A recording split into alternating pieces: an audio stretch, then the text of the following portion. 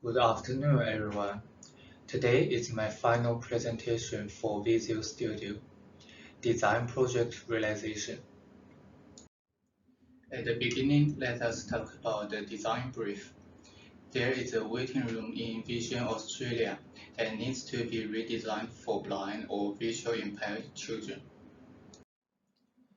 As part of the research, I looked up some precedents. There are 3D gate map, pillow fortress, an elephant kit chair, and landmarks. Based on the research and precedents, I summarized 8 design principles that might be helpful in designing for blind children. Some principles are targeting blindness, some are focusing on children, while some are in both.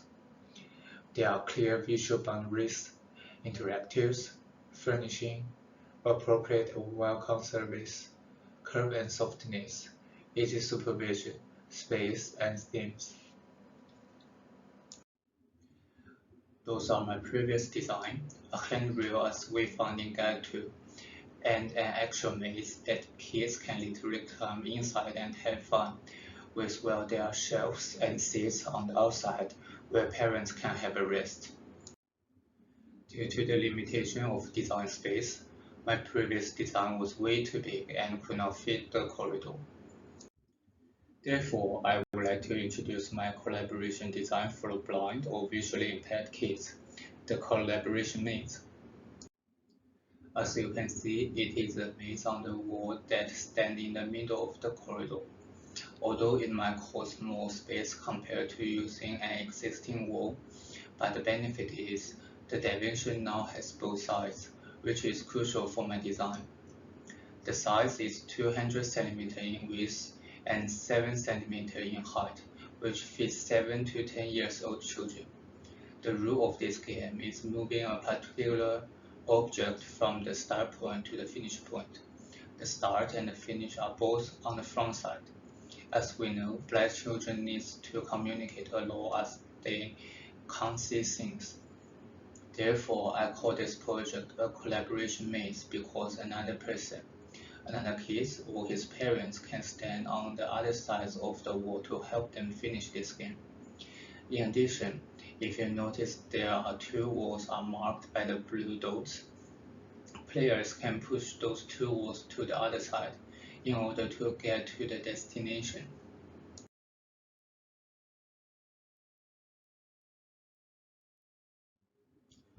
I do realize there are some problems for the last version of the design. First, kids can take the ball out of the maze. Also, they don't know if it's a dead end or the destination. So this is the second version of the maze.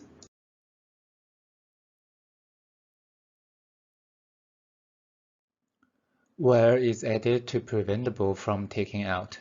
Besides, I add a gap on the movable wall for wire can go through. Secondly, I try to use different geometric as indicators to distinguish if it's a dead end. Further, Braille is also added at the start and finish point for blind children to figure out where is the start and the end. But I realized that ball can't go through many kinds of constructions. Instead of a ball, I will place a chain that can rotate on a wire that can go through any angle of wire. Besides, it gives the design a theme. Players are driving the chains encounter difficulties, and they need to find the right way to make the chain get to the next stop. So it sounds more interesting for children and they are more willing to play it. Now we arrive at the final version of the maze design. As you can see, the overall shape of the maze transformed from a flat rectangle into an L shape. This is because I want to bring more entertainment for the kids. They now can play with different gestures, such as standing, lying, and squatting. It also provides an opportunity to finish this game individually. The size of the design now is overall 1500 mm high, and the legs are 760 mm high.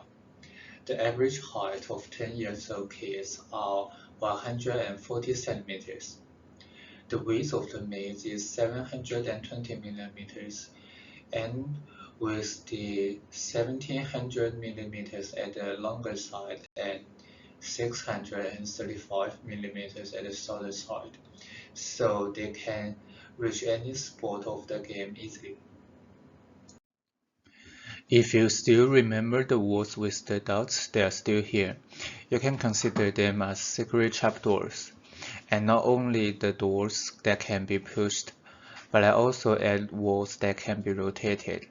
Thus, for them, they can better understanding different motion by playing. The design principle reminds me to choose soft texture materials that children can play with without getting hurt. Also, because the mischievous nature of children, the design needs to be weighted to ensure that children do not push the maze for mischief. The whole maze is therefore made of hard plastic with a white fabric wrapped around the plastic to give it overall feel of a mattress. The inner wires are made of stainless steel to prevent from rusting.